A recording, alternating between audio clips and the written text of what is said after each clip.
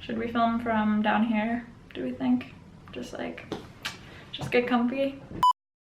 Hello everyone, welcome back to my channel. Today we're going to be doing a video that I honestly should have done years ago. It's shameful that it has taken me this long to film. We're going to be talking about the best foundations for oily skin. If you've been following me on Instagram, you will already know this. I have the oiliest skin. Like, I will watch YouTube videos, people will be like, I have oily skin. They'll use one blotting sheet and I'm like, oh, okay. Like, I'm a 3 to 4 blotting papers type of oily. I am also not a person that likes to look like I'm wearing heavy makeup, which means I really hate powder. And as an oily skin person that hates powder, that leaves me in a tough place. So I rely heavily on my actual foundations to control my oil when I'm wanting more of a matte look. Some days I want like a dewy look, some days I don't mind blotting the oil off. Some days though, I just need something that's gonna just suck it all up. I think this video is actually gonna be pretty quick because I've got my faves. I know why I like them. I'll be able to tell you the differences between each one because I know you guys are gonna want me to recommend just like what's the best one. I can't do that because they all have their thing that it's like, this is the one you're gonna want if you're this person. This is the one you're gonna want if you're this person. But every single one of these foundations that I'm about to talk about really, truly control your oils, keep you shine free, pretty much all day. The whole debate about like, is it better to have dry skin or oily skin? Let me stop you right there. I had dry skin for the better part of a year last year when I was on Accutane, and then like for a while after I stopped Accutane. I have a video about that. I'll link it up here. So I feel like I can safely say it is much better to have dry skin, and I know those of you with dry skin are gonna disagree with that. That's Taylor, who has a YouTube channel. If you don't follow her, you definitely should. She has also had oily and dry skin, and she also confirms dry is better. There are just so many more products out there for dry skin. There are so many moisturizing primers, moisturizing sprays you can put over the top of the foundation when it's done. Dewy foundations, moisturizing foundations. Like, most of the products out there are for dry skin and they actually help. Most of the products out there for oily skin, first of all, there's hardly any. Like, there are maybe 2 setting sprays I can think of that claim to like control oils. And while there are a lot of matte foundations, there are very few that actually claim to be oil controlling. There's a difference. There are matte foundations that don't control your oil at all. And then there are matte foundations that actually absorb your oils and don't let them come through. There are so few of them. So first of all, very few products for oily skin. And then the ones that are out there don't work, at least not on me. I can think of one primer ever that actually controlled my oils, and it got discontinued. So listen, I understand how tough of a world it is out there for us. I'm gonna help you out right now. Let's do it. All right, I think the best way to do this is to just show you all the foundations really quickly. Then I'll go through each one and tell you like why you would want one over the other. Sound good?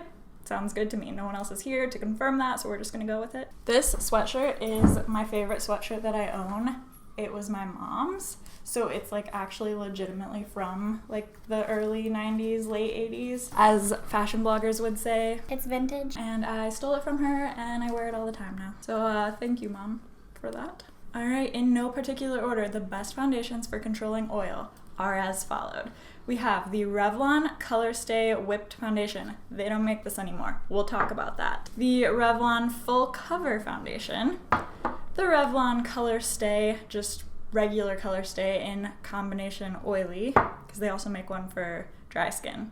Don't get that one. The Maybelline Fit Me Matte and Poreless, the Fenty Beauty Pro Filt'r Foundation, the Marc Jacobs Remarkable Foundation, and the Too Faced Peach Perfect Foundation. Thank you for watching my video. As always, don't forget to subscribe. Totally kidding. We're gonna actually talk about them. Where should we start? Let's start with the Revlon little family that we have here. Okay. The Revlon Colorstay Whipped and the Full Cover Foundation. This one got discontinued and this one basically took its place. If you want to see me talking about these foundations in depth and doing a side-by-side comparison, I will link that video up here. Highly recommend checking it out. But long story short, this foundation is what you're gonna want if you want a really, really oil controlling foundation. All of these are really oil controlling, so I'm gonna try to not say that every time. But If you don't want a super matte foundation, like this is a matte foundation, but it's more of just like a natural matte, borderline satin finish, especially throughout the day. The longer it's on, the more it just looks like a very skin-like satiny finish. This is what you're gonna want. I would say it is like a medium, borderline full coverage, and this is the one out of all of these where if you don't like that matte, truly matte look, but you still need your oils controlled, these are what you're gonna wanna go for. I'll also mention my shades in all of these just in case you're close to my skin tone. So I have this in the shade 200 Sand Beige, this one in 210 Sand Beige. All right, the Revlon Regular Old Colorstay for combination oily skin. I have mine in the shade 180 Sand Beige. Sand Beige is a good color for me in Revlon foundations. This is the one you're gonna wanna go for if you do want that matte finish. I'm actually wearing that one today. I have a very glowy blush on and a pretty strong highlight, but on the entire rest of my face, this is the guy I have on. This is more full coverage than the Whipped and the Full Cover. This is probably the second most full coverage out of all these that I'm about to talk about. You can layer this up to be completely full coverage. As you can see, my acne scars are barely showing through, and I definitely could have layered it up more. And this is the one you're gonna wanna go for if you need this to last through like the sweatiest, most humid climates. I used to live in Austin, Texas up until this past summer, and this is the foundation that I would go to anytime we were about to like go spend the day outside in 100+ degree, super humid weather. I was gonna get oily, I was gonna get sweaty, and I needed my foundation to last all day. Like if we were gonna go to a music festival or tubing or anything like that, this is absolutely what I would go for.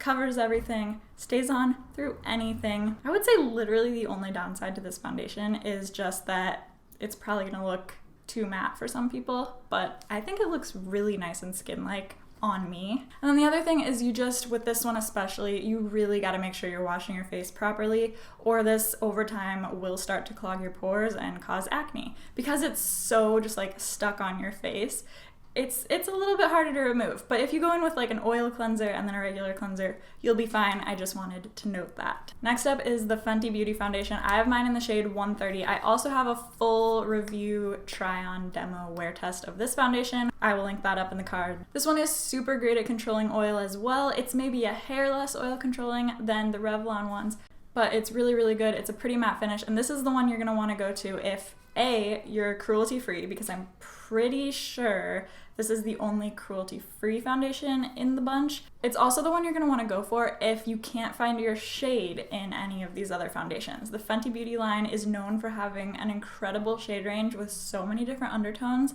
So if you are struggling with that, this is your guy. The Maybelline Fit Me Matte and Poreless. Ugh. Such a good foundation. The reason I have two of them is because I have the shades 112, which is a little bit lighter, a little bit pinker. I wear this in the winter, and 118, which I wear in the summer. As you can see, I put an old CoverGirl pump on this foundation. It fits great and it works, because the one downside to this foundation is it doesn't have a pump, and it is so annoying. So play around. If you use up one of your other foundations, keep the pump and try it on the Fit Me, because it might work. So this is by far the cheapest foundation out of the bunch. It's maybe around $5. I haven't checked the price in a while, so I will put it on the screen.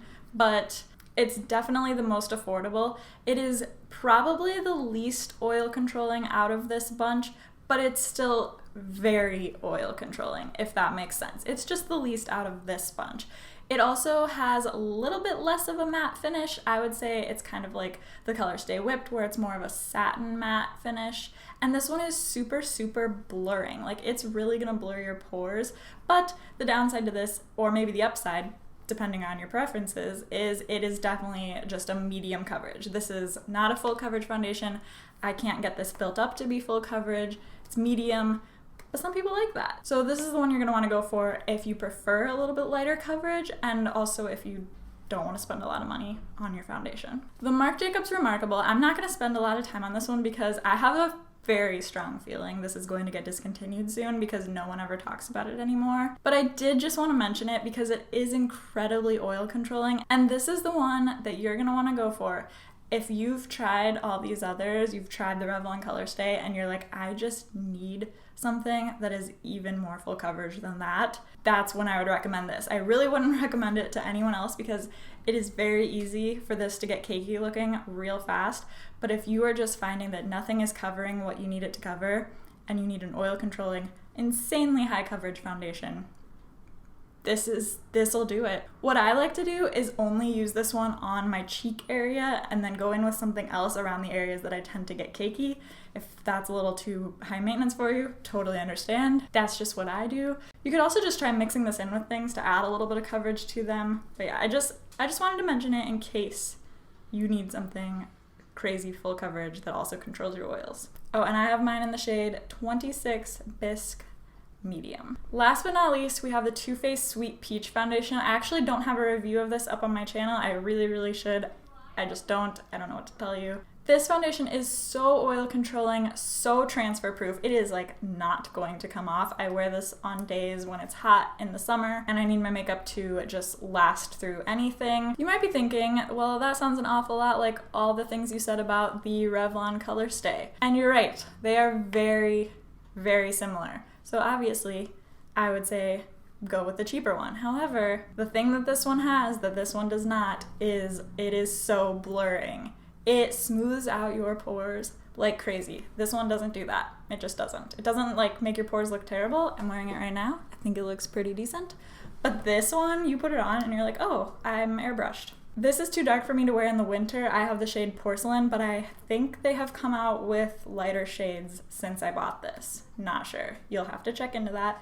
This one I definitely wear in the summer. But yeah, like the main difference is just, it's basically all the good things about this, but it's also blurring. But it's a lot more expensive, so that is a little bit about each of them. Hopefully now you can understand why I can't just sit here and like recommend one to you guys because they all have their pros and cons. If I personally had to pick an ultimate favorite out of these, it would be the Colorstay Whipped Full Cover foundation. If you're wondering why I'm referring to these as if they're the same foundation, definitely go check out that video that I mentioned. But I also mentioned in that video that these can tend to break me out. Take that with a grain of salt. Everything breaks me out. So I don't necessarily think it will break most people out. I'm just sensitive. I wear all of them about the same amount. I think if I had to say which one I wear the most often, it's probably the Maybelline Fit Me. Just, I don't know, because it's like super lightweight, easy peasy, super cheap. It's probably the one I wear the most. I hope this video was helpful. If it was, please make sure to click the little like button. Leave comments down below with your favorite oil controlling foundations. I love trying foundations, so I would be happy to test out even more. I've tested more than this. These are just my favorites. Make sure you subscribe to my channel so you don't lose me out there on the internet, and I'll see you in the next one. Bye!